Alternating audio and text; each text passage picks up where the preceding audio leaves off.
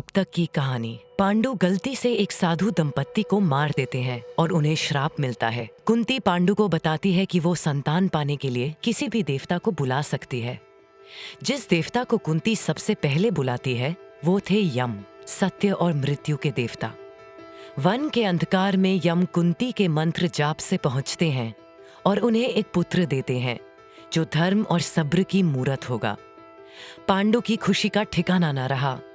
उन्होंने अपने पहले पुत्र का नाम रखा युधिष्ठिर, जो युद्ध की जलती आग में भी शांत रहेंगे। आने वाले वर्षों में युधिष्ठिर चट्टान की तरह स्थिर रहेंगे, जिस पर उनके भाई कष्ट के समय निर्भर हो सकेंगे। इसके बाद कुंती ने वायुदेव को बुलाया, जो पवन के देवता हैं। उनके प्रचंड आघोष से कुंती को एक पुत्र मिला, जो वायु की तरह ही शक्तिशाली और तीव्र होगा। जब कुंती उसे पांडु के हवाले कर रही थी, वो उनके हाथ से छूट गया। पर जब पांडु ने देखा कि उस छोटे से बच्चे के सर से पत्थर टूट गया था, वो वायुदेव के उपहार से बहुत खुश हुए। पांडु और कुंती ने अपने दूसरे पुत्र का नाम रखा भीम। आने वाले समय में उसके पराक्रम और साहस का मुकाबला कोई नहीं कर पाएगा। इसके बाद कुंती ने एक और बार मंत्र का जाप किया और देवों के राजा इंद्रदेव को बुलाया। इंद्रदेव के साथ बिताई रात ने कुंती को एक ऐसा पुत्र दिया जो दुनिया का सबसे बड़ा धनुर्धारी बनेगा। जब पांडु ने अपना तीसरा पुत्र गोद में लिया, वो उस बालक के हाव भाव देखकर हैरान रह गए। उन्हें लगा उस बालक के पास एक तीर अंदाज की आंखें थी और वो निश्चिंत हो गए कि एक दिन दुनिया उस बालक की कुशलता को जानेगी। पांडु और कुंती ने अपनी तीसरी संतान का नाम रखा अर्जुन। अर्जुन के जन्म के बाद कुंती ने साफ कर दिया कि अब वो किसी और संतान की मां नहीं बनेगी।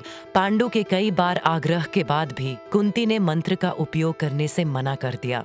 माद्री तब भी निसंतान थी, इसीलिए अब कुंती माद्री की मदद करने तैयार हो गई। सितारों से भरी एक रात में कुंती ने फिर मंत्र का प्रयोग किया और अश्विन देव से माद्री के लिए 2 पुत्रों को मांगा।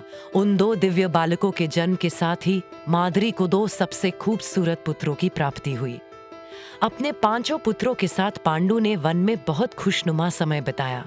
युधिष्ठिर, भीम और अर्जुन ने जंगल विहारकों से प्रशिक्षण लिया, जबकि नकुल और सहदेव अपनी दोनों माओं कुंती और माद्री की देखरेख में बढ़ने लगे। पांडु हाल ही में खुद को मिले श्राप को लगभग भूल गए, पर श्राप से बच पाना मुश्किल था।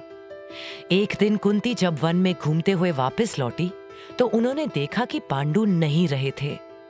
अपना संयम भूलकर पांडु माद्री के बहुत करीब चले गए और उनका इंतजार कर रही मौत उन्हें अपने साथ ले चली।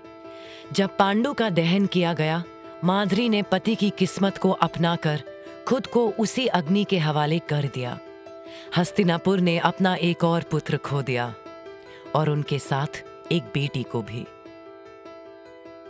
अपने पति की मौत के बाद कुंती वन में बसे अपने घर में अकेले और नहीं रह सकी। कुंती ने जो खो दिया था, यहाँ रहकर वो उन्हें बार बार याद आता था। वन में कुछ समय और बिताने के बाद कुंती ने उस जगह को अलविदा कह दिया और पांडु के 5 पुत्रों को लेकर हस्तिनापुर चली गई। पांडवों के लिए अब कुंती ही उनकी दुनिया थी। अगली बार एपिफाइड में देखिए भविष्यवाणी। शकुनी अपनी बुद्धिमत्ता के लिए मशहूर थे और गांधार के होने वाले राजा भी। उन्होंने मन ही मन निर्णय लिया कि वो अपनी बहन के साथ हुए इस अन्याय का बदला अवश्य लेंगे। कुंती ने ऊपर सूर्यदेव की ओर देखा और उनसे विनती की कि उस बालक की रक्षा करें।